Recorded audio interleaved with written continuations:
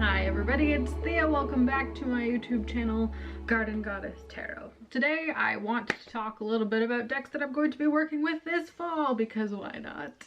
It's fall. Fall happened. Happy Mab on everybody who celebrated. It rained a crap ton here on the day, so I got to enjoy it from the comfort of my own home. But it was great, it was lovely, it was wonderful, and now it is the time of year when all of the little greenies outside start to let go of their grasp on life and fade slowly into the deep sleep that is winter, and it's beautiful. I have a lot of decks that I want to be working with this season, so I'm going to share them with you today. Some of them are what you would consider dark decks, others are kind of, you know, your standard fall decks. It's just kind of a mishmash. I was gonna do Candy's tag, the dark decks tag your thing, but I'm really not one for pairing decks with each other. I usually work with one, and then on occasion I will match it with an oracle, but for the most part I kind of like stick to one deck and call it a day. So I'm participating in the tag in spirit, but otherwise this is just like a dark fall deck roundup for the next few months. So let's get into her. Where should I start? Oh boy. I think the most sensible place to start would be with the deck that I probably use the most. And it's this one. This deck, since I got it, I've needed it at the ready, pretty much. This beautiful piece of art is the Edmund Dulac tarot deck. And it's funny because it's an arranged art deck, so the images on them were pre-selected out of a body of work, artist being Edmund Dulac, to, oh, I put it back in order, what an angel. They were pre-selected to fit the standard tarot archetypes. For example, you've got the Fool, the Magician, the High Priestess, Empress, Emperor, Hierophant, Lovers, Chariot, Strength. I really like the Strength card, actually. It's my, I'm a Leo, so I always kind of, for some reason I always don't like them, but this one is good. Hermit, it's a good Hermit card. Wheel Fortune. Anyway, it is lovely, it's gorgeous. It's got like a dark, spooky kind of feel to it. That's the Hangman, that one always confuses me a little bit. I love it. Here, I'll show you some of the minors. And it's not pippish, they're scenic, but sometimes it's a bit of a stretch. That one, there's the Seven of Cups, and you can see there's genie in the sky. Is it about illusions, delusions, choices? You've got to pick a wish kind of thing. Sometimes it's a bit of a stretch, but it works for me, and the art really speaks to me in like it's kind of spooky, it's kind of dark and deep, but it's not really like scary or horror filled by any means. This thing also shuffles like a dream, and this is my perfect tarot size. Recently, a lot of the decks I've been getting have been massive, and although I don't like mind shuffling them, I can usually overhand them okay, or I do like the side riffle. When it comes to like, if I'm just gonna grab a deck without thinking about it too much, this size, this low Scarabeo size, which is who published this one, is perfect. And the cardstock, everybody complains that it's thin, but I love it. A note on cardstock. It's something that people in TarotTube, in Tarot Land, talk about a lot. And although I understand the importance of a cardstock that isn't going to like evaporate after a year or so, past that point, I usually don't care. Unless it is absolutely unusable from thinness or thickness, which on both ends it can be. It can be absolutely unusable because it's too thick, and it can be absolutely unusable because it's too thin. But anywhere in between, I'm literally okay. I like a linen finish, but I don't hate a matte finish either. So like, it doesn't matter to me. They're cards, and as long as the art on them is something that I like, that resonates with me, that speaks to a part of me on the inside, then that's good and that's ideal. So I'm not gonna fuss too much about the cardstock. That being said, I do love this card size. This card size is delightful. It fits in my hands. I have like medium-sized girl hands, not like super small, but not particularly big either, so it's just wonderful. I did put it back in order for some strange reason, and I would love to shuffle it for you right now, but I'm not going to. So anywho, that is the Edmund Dulac Tarot. Beautiful backs, one of my favorite backs of all decks. Anyway, so this is surprise, one of my favorite tarot decks is that one, which is a surprise to me because, you know, has no esoteric symbolism, is made from art that was created with no intent of becoming a tarot deck, but it just works so well and I really like it. So that one sits out in my little spice rack tarot shelf pretty much all the time. This one, this is the Hush Tarot. This one I avoided for a very long time. For some reason, when I was doing my initial tarot research, trying to decide what deck is gonna be for me, what speaks to my soul, the algorithm on the internet always put this one in front of my face and it was like, you're gonna like this. And I was like, no, it's too far from standard Rider-Waite-Smith. I don't know how to read it. And then I was like, the images are kind of a bit too creepy. I don't know if it's for me, which is odd because I've always been kind of a creepy person. So I don't know what the fuss was about. I don't know why I resisted for so dang long. But eventually I caved in and it is now mine. And it is stunning. And it speaks to me really well. It's perfect for this time of year. This is like the epitome of late fall to me. This is things decaying, dying, letting go. The art is gorgeous. It's by Jeremy Hush. What I also found really neat about the way these were painted is a lot of the pigments that he used for the paintings were from like found object. He would find things in nature and make pigments out of them to create the colors, and it's just, it feels earthy. It feels like this came from the bowels of the earth. The stunning moon card there. Ooh, beautiful. But it's just, I clearly read with reversals. There's a lot in here. But anyway, it's great. It really speaks to me. I like the guidebook. It's short and brief, but it's to the point, and it does, you know, it explains the relation to the Rider-Waite-Smith meaning, and it's really good. Cardstock is A+. This is a US Games published deck. I think it's available on Amazon, and I'm really glad that I finally pulled the trigger on it. I've edged it in an old gold that I have immediately rubbed off, so it's not the plain edges, but there's just like the hintest bit of like a tarnish on it, and I think that suits the style of the deck really, really well. So anyway, that's really cool. Let me show you, see if I can find one of my favorite cards. Well, this one comes up a lot. 4 of Wands. It's weird that that one shows up for me all the time because it's like a really pretty, lovely, happy card. Lately I've been having my ass handed to me by the tarot, which is always a good sign. We love that. When like literally every deck you pick up is trying to tell you something deep and profound about your personal self. Oh, I like this Empress card. She's gorgeous. Very grasps at a different part of the Empress than we're typically used to. Oh, this one made me feel, okay, this isn't the Hermit, but this one made me feel like things when I first pulled it. When I first read it. It is the 2 of Pentacles, and that little birdie just pulled the pin out of a grenade, and like my heart was like, ah, what have you done? It's like a moment before something either terrible or not terrible is going to happen. It's like a Schrodinger's cat situation almost, but it's like, buddy, what are you doing? And it's, yeah, the way it talks about choices and decisions and stuff, it's, I don't know, it gave me the feels. If not those feels being a slight hint of anxiety. So I'm usually not like an animal deck person. I find, especially animal oracle decks, I can't get on with. I just don't see the relation to our human experience in the lives of animals. It doesn't make sense to me. Plants, I'm like, whatever, but like animals, not really. But for some reason this deck works, and I think it's because it's not like an animal specific oracle. There are human figures in it, but I don't know, it strikes a chord in some weird way that usually animal decks don't for me. This is one of my favorite cards. This is the Hermit. He's been coming up a lot.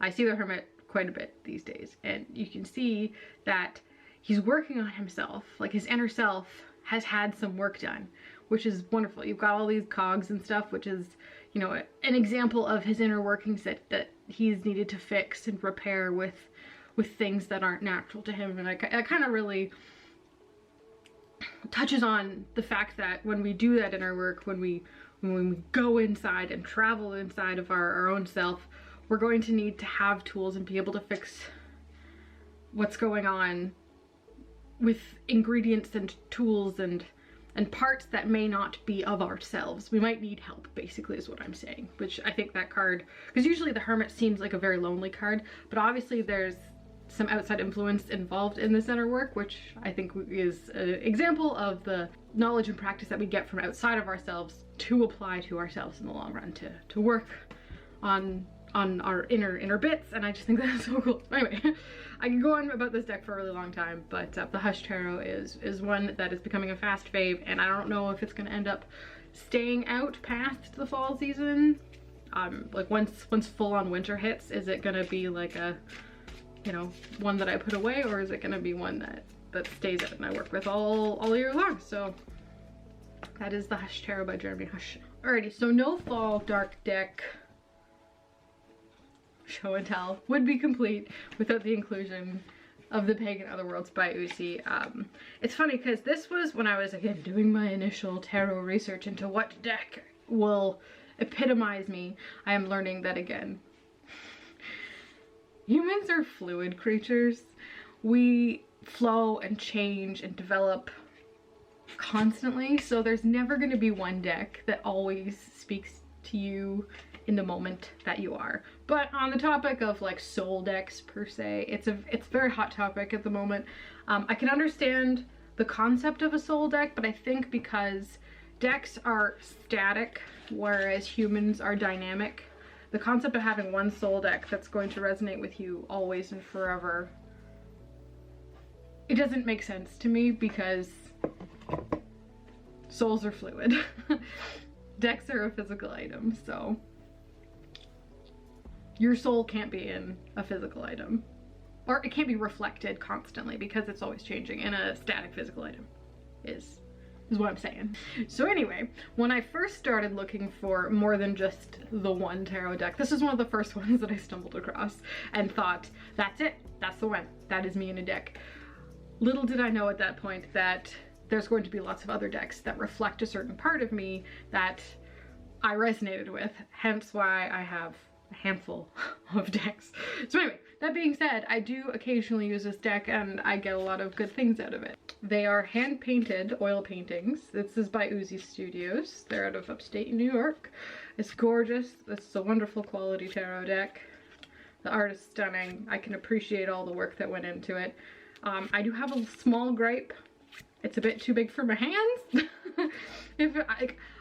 My brain says just trim it a little bit, then it'll work better, but I don't want to wreck it. I've modified a couple of other decks in the hopes of making them more usable for me, and I have not liked the results, so I don't think I'm gonna trim it. I don't think I'm gonna edge it. I'm gonna let it be the way it is. I will just learn to shuffle it. Well, I know how to shuffle. I can shuffle it like this, absolutely no problem. And I can riffle shuffle it, but it's just like a little bit too big. It's slightly uncomfortable to shuffle, and I can get over that. It's not the deck's fault that my hands are this size. So anyway, it's a super high quality, gorgeously produced deck, and I think it will be perfect for working with this time of year because it has that kind of barren landscape of your soul type of, or my soul, I guess, as a current reflection of what's going on there. It reminds me of adventures and quests in a place that few people have been, and in a world that is so crammed filled with people, a nice respite from that is occasionally quite nice. So anyway, Pagan Otherworlds. Great tarot deck. It has a friend that I do use with it and on its own often. It's not necessarily the most fall of a deck, but it's good for all year, but it does kind of resonate really well with this time of year. The decks are just so pretty. This is a Supra Oracle, and I love how like psychology this is. This is so Jungian and I love it. The art again is stunning. These are more pen and inks. I have reversals in this too. I usually don't put reversals on Oracle decks unless it calls for it, but hey, look at that. The keywords on this really spoke to me. Like I said in the last video, I do have a hard time with oracles, especially the fluffy ones. I just can't connect with them, but this one just speaks in a way to part of my brain that wants to be tapped into when it comes to receiving messages. It's just so cool. And just the way the art's done, stunning. There's so much movement in it. Oh, this card, I love this card. And there's the nothing card. How awesome is that? Why would you not want a nothing card? You ask a question and nothing comes up. It's just genius. So anyway, as oracles go, I like this one. Should use it more. It's very slippy, but it doesn't really bother me at all. It's a curious deck. It has lots of curiosities that are like, I wonder why they did that. It's almost so curious that it's intentional, but why did they do it that way? It's a very good oracle deck for studying, and yeah, no, quite lovely. Many likes. So that is the Supra Oracle by WOOOOO. Alrighty, another perfectly fall deck. This one is so perfectly fall, I can't even get over it. It is the Crow Tarot by MJ Coulinet, and it's really fun. It's an easy reader. It's, again, as I said, I don't like animal decks, but here I am with another animal deck. Something about the art in this makes it feel like not an animal deck. And I don't know what it is, because crows aren't the most expressive animals on the planet, but it still gives the feeling that you want associated with each of the card meanings, and I appreciate that greatly.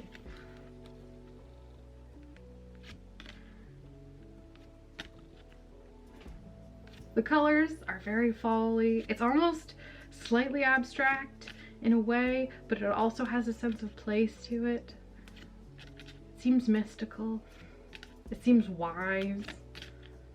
It's also very mean to me sometimes. Like all good tarot decks should be on occasion. The guidebook is brief but handy. This is another US Games deck, and this is another one that I hesitated on because I was like, I don't like animal decks. I don't know, the art's not like exactly me, but once I got it in my grubby little hands, I was like, actually no, this is really good. And this is a great one to read for other people with. It's very talkative, very clear, without being too threatening, which is nice. So, the Crow Tarot by MJ Coulinet is a wonderful addition to the fall deck roster for this year. Another deck that you really can't go without in the autumn Samhain season is the Deviant Moon by Patrick Valenza. This is the Borderless Mass Market edition. Gorgeous backs, beautifully spooky artwork that again touches parts of my brain and unlocks very weird feelings, which is what a good tarot deck should do. I don't use this all the time. This is not one I will whip out in the middle of August just to have, you know, a romp with. It's a very, not necessarily seasonal, but situational deck. Sometimes it's one that you come to when you're in a specific mood and you need that kind of advice. And it's perfect when it does.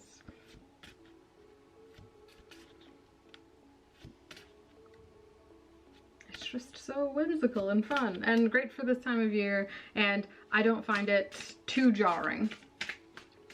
It's just the right amount of jarring, I guess, is what you could say about it. So, a good size, if not like a smidge long, but I can shuffle it no problem. That is the Deviant Moon by Patrick Valenza. It's a deck that has seen itself around the internet regularly and for good reason. So another deck that I wouldn't be without during this fall Samhain type of season is the Rackham Tarot. This is by Los Scarabeo. This is not to be confused with the Rackham Oracle by Duck Soup. This one is another art compiled deck by Los Scarabeo, similar to the Edmund Dulac. These are the backs. Not super sold on the backs. I don't know why. I'm generally more of a fan of like warmer tones, but it works really well, and it almost leans into kind of like a wintry feeling with the art that's included. And I didn't realize why this spoke to me so well at first. Here, I'll show you some of the cards while I chat. I saw them and I was like, I must have. I think the main reason for that is that when I was a kid, I had either like a fairy tale book Or I think also there was the Night Before Christmas that my parents used to read to me that was illustrated by Arthur Rackham, but I hadn't like thoroughly remembered it. It was like the echo of a memory. So for some reason I was like, I must have this. Those images seem so familiar yet so new and different and interesting. And I found out later that I think that's what it was. It was the children's book that I had when I was a kid. I think that's an image from The Night Before Christmas. Did I say The Night Before Christmas? I meant The Night Before Christmas. And they're just hauntingly beautiful. So stunning. So that is the Arthur Rackham Tarot. Very nice for this time of year. Very cold and airy and kind of spooky. Like airy and earthy at the same time is how I can best describe it. So that's a good one. Published by Los Scarabeo. Readily available on ye olde Amazon if you're into it. Here's one that I'm working with in kind of a deep way. I've put it in order because I'm going through it meticulously, reading the guidebook, spending an incredible amount of time with each card, really trying to get to know it. It has the Froud Faeries Oracle. And then this is one that people constantly harp on the cardstock of because it's basically paper, but I literally don't care. Give it to me on like tissue paper, I'd still use it. The images in this are stunning. The she and the fae folk, and the fairy guides. They're just, it has a personality. If any of my decks have a personality, it's this one. It's oozing with character. It's oozing with advice, with morals and lessons, and just exactly what you need, even though you don't know you need it, is the best way to describe it. So if you have this and you haven't connected with it, I would recommend spending an incredible amount of time with the guidebook, with each card, getting to know it as if it were an embodiment of that energy in front of you and not just a card. Like, familiarize yourself with them, and if you're into that type of relation to energetic beings in that kind of way, I would recommend it. This was the first card I pulled, and it was Friends, and it's so perfect. I really like the exercise in the book at the beginning too, about going through the cards without knowing anything about them and picking the one that you like the most, and picking out the one that, not that you dislike, but that almost triggers you in a way, and really looking at the reasons why that card you don't like what about that card is it that you're not super comfortable with. I'll show you which the one mine was, which is, oh, it's kind of personal, but why not? This is the one I liked the least. It's the Maiden. I got something about babies, I guess. So it's shadow work. It basically, in the clearest way possible without using the words, taught me how to do shadow work. And it's brilliant and I love it.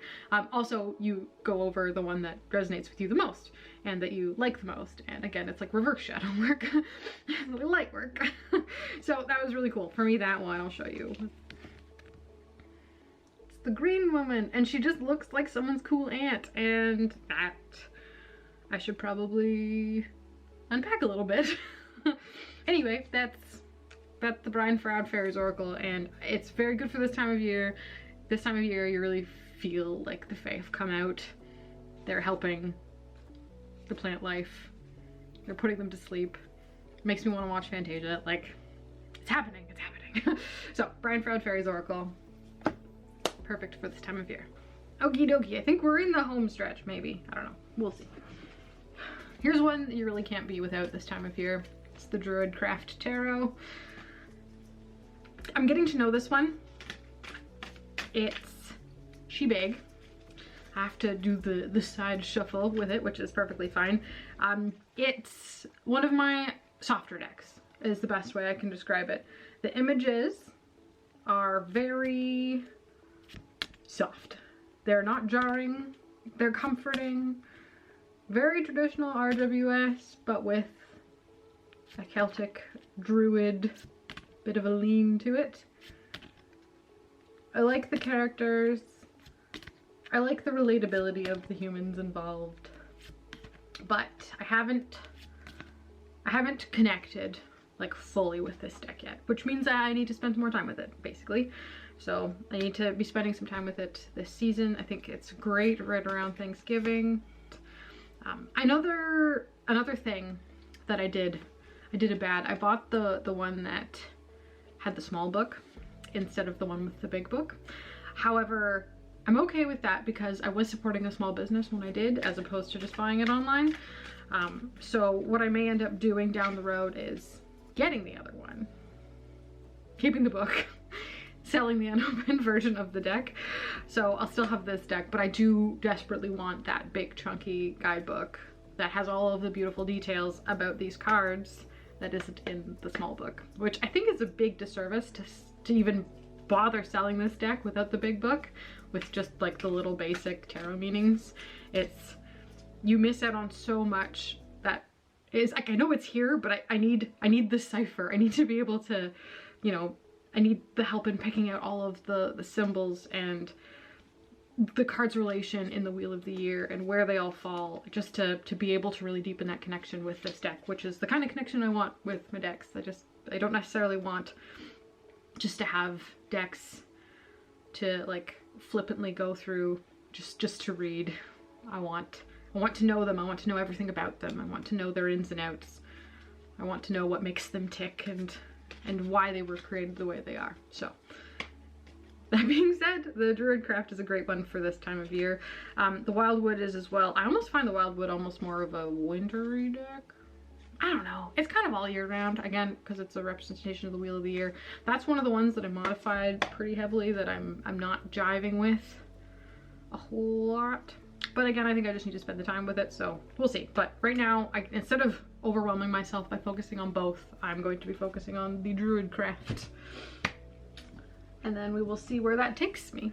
Another one that I need to spend a bit of time with is this one. This is the Terra Volatile by Credocia Absurdum. This is a relatively new indie deck.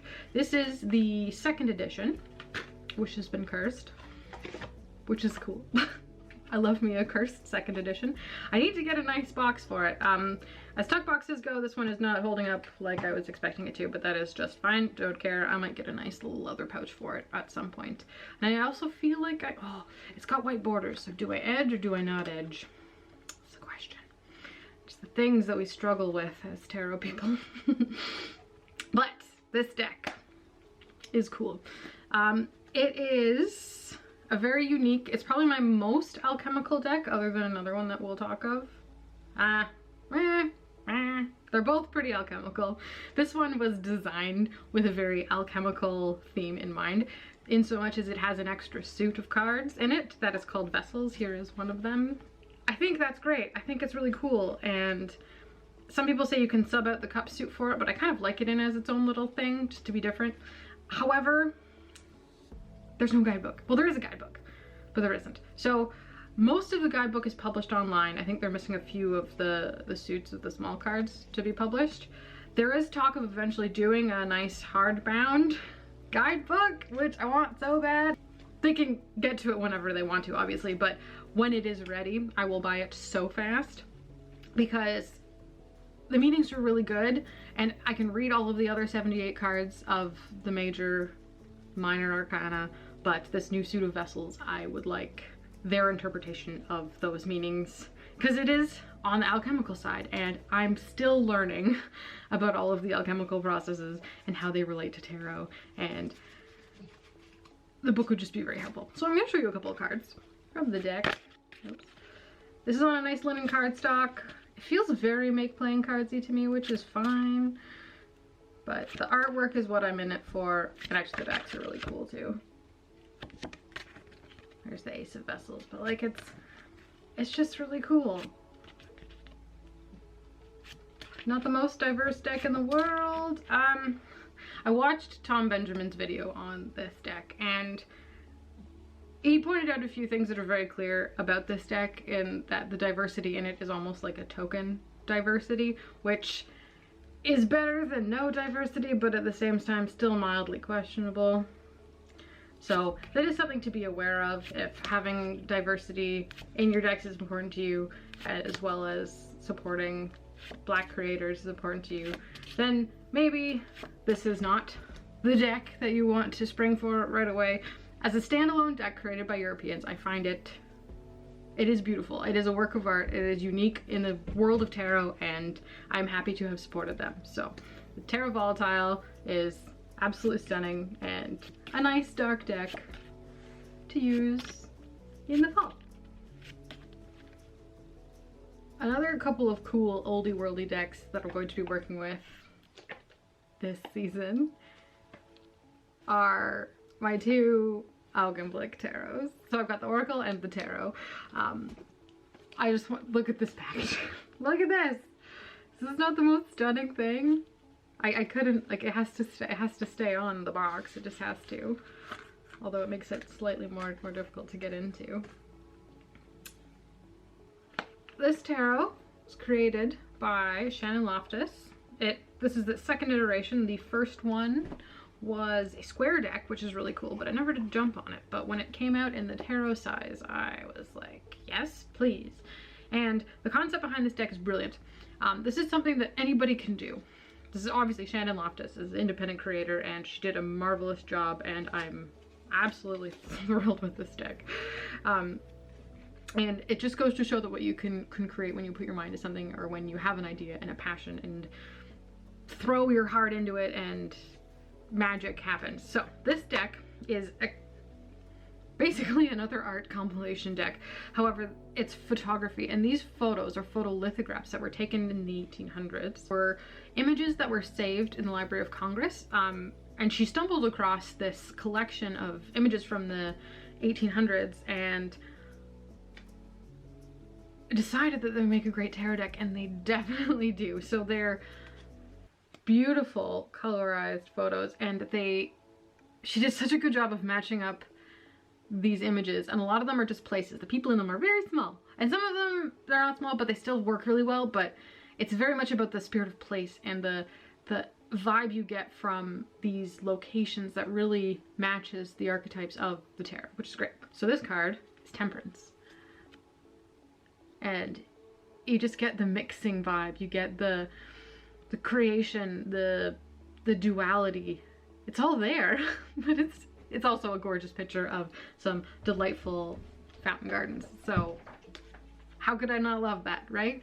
What do we got here? Oh, the Star card again. There's lots of water in this deck, which is great. If you love a watery deck, it's perfect. It's also very earthy. It's earthy and watery, not airy at all. That's the wheel there. So it's not devoid of human. It's not like a scenic landscape deck like the Majestic Earth or anything. It's very this is Earth at its most beautiful under the influence of humans, which is nice, because a lot of decks, a lot of art is very anti-human at the moment, because humans are really not doing their best job right now. But there was a time, I know, like Industrial Revolution, Earth was being polluted greatly, but people had hope then, and you can feel it through the images. They had hope for the future, which is, I think, something that we're missing right now. Oh, and Athens, a deck. I'm assuming that's Athens. The nice thing about the guidebook is it tells you where all the pictures are from. It's genius. Okay, let me find it. That is the sun. Oh, never mind. This is the Temple of the Sun in Lebanon. Gorgeous. I thought it was from the Acropolis, but upon further inspection, it is definitely not. But you get the same vibe. Temple of the Sun, like ancient ruins. The Five of Cups. The Hierophant. A big, imposing, structural building. The space for spirit. It's all there. The feeling is there without having the guy sitting on the chair, you know? Nine of Swords. I like this one. This one's the Hall of Mirrors from Versailles. And what is more nightmare-inducing than standing in a room surrounded by mirrors? The image of yourself repeated over and over and over again. For some people, that wouldn't be a Nine of Swords moment. For some people, that would be the best thing ever. But for other people, it would be just so, like, it would be just too much. And I love that. The chariot, there's another chariot, that's the royal carriage. I like a chariot that has the two horses or the two sphinxes in it, because that's really how I read the chariot. The chariot is one of the most important cards in the deck for me personally. I blame the Marielle for that, but it is, and that's how it is, and I really like a good chariot. And that one is okay. Here's one with people. This is the Queen of Pentacles. A lot of the court cards do have people in them, or statues, but very scenic, absolutely stunning. You should get that feeling, you know? That's the Augenblick Tarot. Did I say what it's called? This is the Augenblick Tarot. An Augenblick is a German word meaning like initial sight. Like basically it explains your initial like quick snap mental reaction to something, which is cool. Matching Oracle. This just came in. I also have some sad news about these, which I probably have mentioned earlier. Shannon, bless her heart, after creating such wonderful things, is unable to keep printing them. So if there's any still available, I would say get on it absolutely quickly. If not, then they're going to become quite difficult to find, but they're really good for fall. They're just so good for this time of year. This is just, again, these photos are from the same collection of lithographs. They're the ones that didn't make the tarot cut, but she still really liked the images. So she wanted to pop them in as an oracle, which is genius. And I like the keywords. The keywords are really good. Like here's one. Transmutation. How often do you get a keyword in an oracle deck that says transmutation? Miscalculation. Hilarious. It's the Leaning Tower of Pisa. Absolute genius. The lines between us, like these keywords are so good. Shannon, just write keywords for oracle decks. That's one of my biggest problems with oracle decks is I find the keywords just so just trying. Like it's like, come on, yes, a keyword that says inspiration. Sure, great. Or like, yes, a keyword that says love. It's like, yes, great. But like, give me more. Give me something to chew on. Give my brain something to roll around inside of its depths to kind of, you know, really, you know, get to the meaning. Like, it's like I want to know why we are alive, why we are here, what's going on in the universe, and some of the keywords in oracle decks just aren't telling me. So I really appreciate good keywords, and that has it. So that is the collection of Augenblick decks from Shannon Loftus. I will link below any if they're still available. If not, keep an eye on your eBays and your trade groups for them because they are gems. And I will say, if you're lucky enough to have them, appreciate them and love them because they're beautiful. Here's the one. This deck is so big, I need to be down here to show it. This is the Tarot Noir. This is the Marseille deck that I'm working with this season. I only have a couple of Marseilles because when you've got one Marseille, you've got them all, am I right? The guidebook is in French. And as a Canadian, I do know a good amount of French. Not enough, but some. I can get the gist of the guidebook, but not like read it super thoroughly.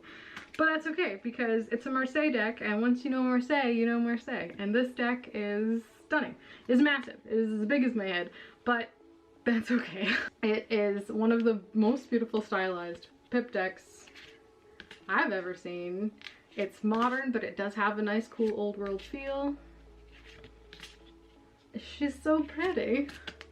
And the way the people are drawn. Like, look at that face. She just has so much character. Look at her. Taming the lion. Quelling the inner beast. Being the master of your own domain. Love me a good strength card. And strength in this deck is 11, obviously, because Marseille. It's really interesting, the switch of 8 and 11. It's a journey, and I could never, not that I could never understand. I kind of thought I understood from like an astrological standpoint, but it took some research. So I started with the Golden Dawn system. That was the Rider-Waite-Smith. And back in the day, Marseille is the oldest, like technically, tarot type. The first type of tarot deck was a Marseille style deck, which had strength and justice at 11 and 8 respectively. Justice was 8, strength was 11. And then when they assigned the astrological associations to the cards, the Golden Dawn swapped 8 and 11 so that they would be in order when you tracked the astrological associations of the major arcana in a row. So they swapped them so there wasn't a loop at the end. So there's just a nice big circle in order all the way through the tarot. Great. Wonderful. so good. I think it starts with Aries. And then the Thoth Tarot comes along and says, hang on a second. Crowley gets some divine inspiration while talking to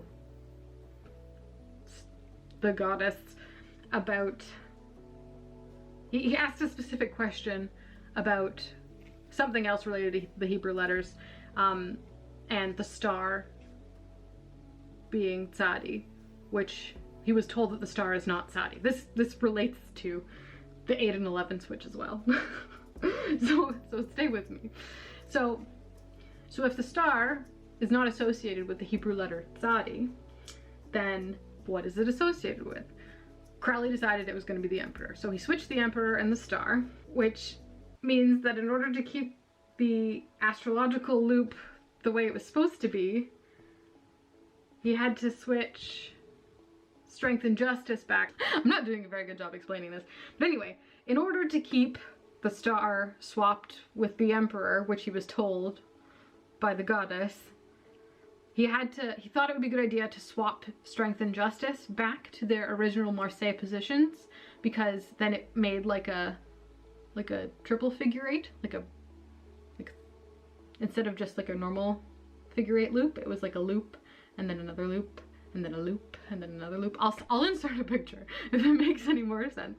But anyway, so that's why Thoth decks have strength and justice, their main numbers switched, and then the Hebrew letter of Tzadi is switched with the Emperor and the star. So anyway, if that made any sense whatsoever, I think I've finally cracked the code on why Marseille decks have strength and justice switched, why Golden Dawn decks have them the way they do, and why Thoth decks have them the way they do. And it all kind of makes sense, but not really. So is there a right answer? Do I have a preference? No. No, I do not. I think it's fine. I kind of like that the star and the Emperor have their Hebrew letter switched in the Thoth, but I also kind of don't, because it makes sense in one way, but also puts the Emperor way at the bottom of the Tree of Life and the star up at the top, which doesn't work either. So anyway, that's that. I could go on for days. I probably will spare you of that, because who has the time really? But the Tarot Noir is a wonderful modern Marseille style deck that has beautiful pips, fun to read. It's fun to put out a spread of these because it fills your whole table. You really get the interactions between the cards. They're stunning. The color palette is beautiful. The color palette is also very, very fall, with these like earthy blacks and browns and then like pops of warm coppery colors. Oh, there's our magician. So cool. Anyway, Tarot Noir, very cool. Occasionally you can find it available on Amazon if you so look and desire to have this beast of a deck for fall. Two more. Speaking of Thoth, however you want to say it. I haven't decided which way I want to say it. Sometimes I call it a Thoth, sometimes I call it the Thoth. I don't really call it Thoth, if you wanted to know. So, I have, I guess, as I'm pulling it out, this is my Thoth deck. It's a 1983 greenie, and I'm so lucky to be able to work with this deck. It is one that I am getting to know, and I will be getting to know it forever, because there's so much going on in these cards. It is the most esoteric deck that I have, probably. I also have the Hermetic Tarot, but I don't know. I just feel like there's more going on in here.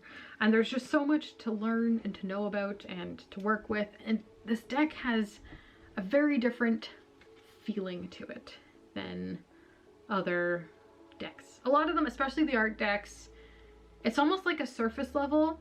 Like the connection is there, obviously I have a relationship with them, but in the creation of those decks, not as much of the creator's self was poured into them in making them, as opposed to something like this, when each of these images was hand painted, was instructed by Crowley to Lady Frida Harris, or Lady Harris, to paint a very specific image that he had in his mind. A life's work went into creating this, and you can kind of feel it. So while art decks are beautiful and they resonate with us in a certain way, and I really appreciate them and I love working with art decks, decks like this are what some people would consider tarot, whereas art decks are just kind of like a surface level version of tarot, where this has all of the esoteric associations, all of the experience and knowledge that a life working in ceremonial magic does to a person.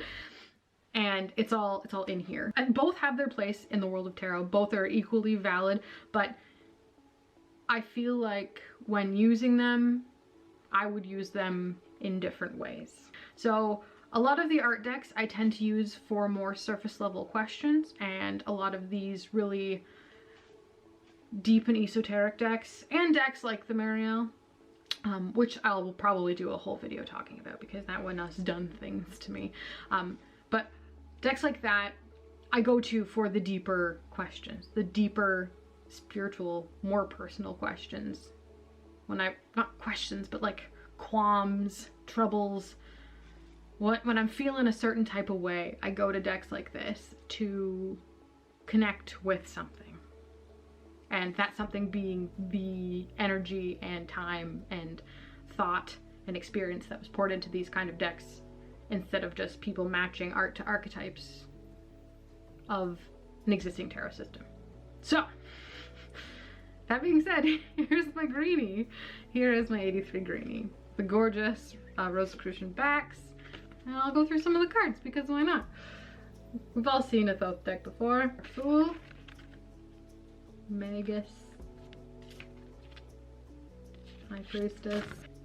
Here's the Empress. Looking beautiful. Emperor. Hierophant. Lovers. This is one that I gotta work with because this is such a non-traditional lovers card and there's a lot going on. The Chariot. Again. Interesting. Lots of secrets hidden in this deck. So, beautiful majors. Absolutely stunning. Colors galore. And all of the associations. So this deck is teaching me astrology. This deck is teaching me alchemy. This deck is teaching me all sorts of things that I didn't know I was going to end up learning. And that's perfectly fine. It is opening my mind. It is stretching out the boundaries of where my mind wants to go, and that's kind of what we want every so often. You get kind of stuck and comfortable in the way you think, and that's not necessarily ideal. So to like stretch your legs out and like kick out the corners of your brain just to test and see what kind of things that you want to think about, this is a great deck to do that. I'll show you some of the pips. They're not even pips. They're see, like, oh, the court cards are gorgeous. Look at that page, or princess in this case. I have finally wrapped my brain around how to sort out the court cards in relation to the regular Golden Dawn decks, and it makes sense to me. You just have to lock on to the elemental associations of the court cards. So my kings in Golden Dawn Tarot are the princes in Thoth Tarot. The air suit is kings, always in my brain. So that works for me, and I like it, and it sorts it out really nicely. Oh, look at that. Cup suit's beautiful. So nice. Stunning. Okay, cool. Okay, we'll fly through this. You've all seen the Thoth deck before, but this is a lovely, beautiful greenie from 1983. So super excited to be able to use that. There's one deck left, guys. You've done it. If you've made it this far to the end, I commend you, and I'll give you a very special sneak peek, a treat at this delightful deck. This deck is my deck. I made this. This is a perfect deck for fall. It's a perfect deck for any time of year, but this is one that I'm definitely going to be working with. And this is my Hellenic Oracle deck. I am super into Greek mythology. I'm super into Greece in general. I've been many times. I love it there. In a perfect world, I would live there on an island for a while. These are the Macs. They're stunning. They're like little sphinxes that from a distance look kind of like skulls. It's perfect. I'm schmitten. So let's have a look at some of the cards. So this deck is comprised of 90. It's a big deck. It's thick, but it's a good size. 90 cards, and they're all like neoclassical paintings.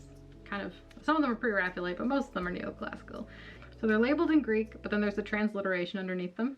And it is all of the main pantheon gods. It's the primordial gods, and it also has a few places, locations, and people, but not too many. But I'll show you. This is Tartarus. Love it. There's Pan. I have two Taikis in here. She's fortune. So this one means ill fortune. The other one means good fortune. There's my Aries. Looking cute. Ether. Air. Erebus. This one's the darkness. I love this card. Charon is the boatman. This card is so cool. So you can see Tartarus, or Hades I guess, in the background there. One of the levels of the underworld, and then the souls are cloaked in sheets. It's just so spooky. But then from a distance it's like, ooh, a butt. So anyway, I really like that. Here's Pythia, the Oracle at Delphi. These are the Erinyes, or the Furies. This one's Pontus, the sea. Oh, it's so perfect. I spent so much time looking for the perfect images for these. It took me like 2 weeks to make this. So this deck, there's some other fun ones. Let me pull you. Oh, here's Gaia. Here's my Gaia.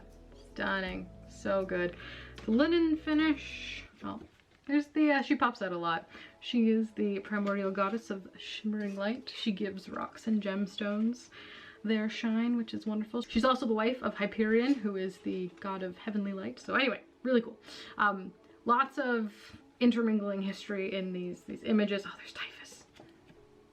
Typhus. Storms. So good. There's a lot in here, and these are really fun to work with. The mixing and matching is perfect, and I get so much out of these in regular daily use, even if it's just pulling one like a deity to kind of work with throughout the day, or for actual messages. It's really quite good. I haven't written a guidebook for it yet. I'm not entirely sure I will. It depends. I made them on Make Playing cards, so if you're interested, I can put it public so you can buy a set yourself if you want them. Let me know. I don't know how much trouble that's going to be or what, but they exist and they're cool and I really quite like them. And yeah, so like they've got chaos, primordial god, some sirens in there, there's some mythical creatures. This one's really cool too. So we have the cosmic egg, and the snake around it is Anake, which is the primordial god of necessity. So even before there was Gaia, before there was chaos, there was Anake, which was the necessity for the world egg to create the universe. And that's so cool. Anyway, so this deck is wonderful. This deck I use all the time. It's great for fall. Like the tones of it are very just delightful and wonderful. But I just wanted a little chance to show off my baby because it's so good. Here's Persephone. You can just see the face of Hades there. Got kind of cut off, but he's about to steal her away to the underworld. Little does she know. I like that myth of Hades and Persephone. I like it because I like to think that though she was kidnapped, I think she liked him and wanted to stay. Yes, she's the goddess harbinger of spring, but maybe there was a part of her that wanted something more. And she loves being the queen of the underworld. Like, who wouldn't? So winter is coming, it is fall. It is time for Persephone to go back to reunite with Hades for the winter. Demeter's gonna be sad, but that's okay. She'll come back in 6 months or so. But yeah, no, I think she likes being down there. Anyway, that's my 2 cents on the Hades and Persephone story. But yeah, that's the last one. That is the final deck to be worked with this time of year. All times of year. So that's all of them. Oh my gosh, if you've made it this far, you're a champion. Let me know down below if any of these are on your to work with list for this season. Let me know if I'm missing a deck that you think is an absolute essential for the fall season. I'm always open to new suggestions. Thank you so much for being here. I really appreciate it. And I will see all of you fine people in my next video.